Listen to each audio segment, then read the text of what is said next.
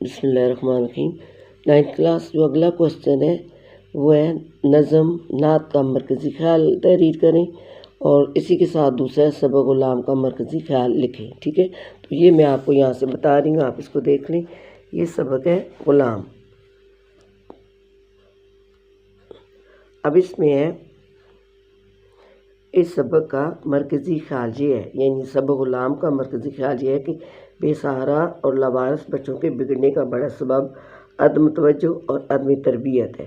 اگر ان کی بنیادی ضروریات زندگی کا خیال نہ رکھا جائے تو ان کے ساتھ شفقت اور ہمدردی کا سلوک نہ کیا جائے تو ان میں بہت سی اخلاقی برائیاں اور معاشرتی جرائم پیدا ہو جاتے ہیں اور پھر وہ اتنے بگڑ جاتے ہیں کہ ان کی اصلاح ممکن نہیں رہتی، ٹھیک ہے۔ اب اسی کے ساتھ جو دوسرا ہے اگلا ہے وہ نظم جو ہے نعت، تو یہ اس کا مرکزی خیال ہے۔ اس نعت کا مرکزی خیال یہ ہے، ٹھیک ہے، کہ مسلمانوں کے لیے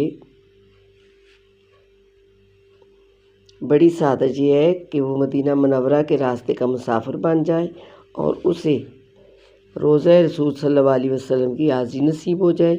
وہاں جا کر درود و سلام پیش کرنے کی برکت سے آدمی گناہوں سے پاک صاف ہو جاتا ہے، ٹھیک ہے۔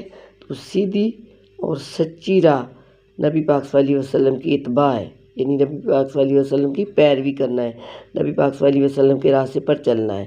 اور سنت رسول صلی اللہ علیہ وسلم سے اعراض کرنے والے دنیا آخرت میں ذلیل اور رسوا ہو جاتے ہیں، یعنی وہ لوگ جو نبی پاک صلی اللہ علیہ وسلم کا راستہ چھوڑ دیتے ہیں، اس راستے پر نہیں چلتے، وہ دنیا میں بھی خوار ہوتے ہیں، ذلیل ہوتے ہیں اور آخرت میں بھی ہوتے ہیں، ٹھیک ہے۔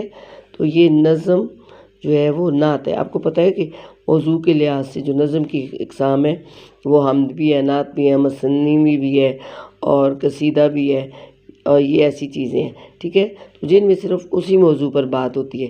تو نعت ایسی نظم ہے جس میں صرف نبی پاک صلی اللہ علیہ وسلم کے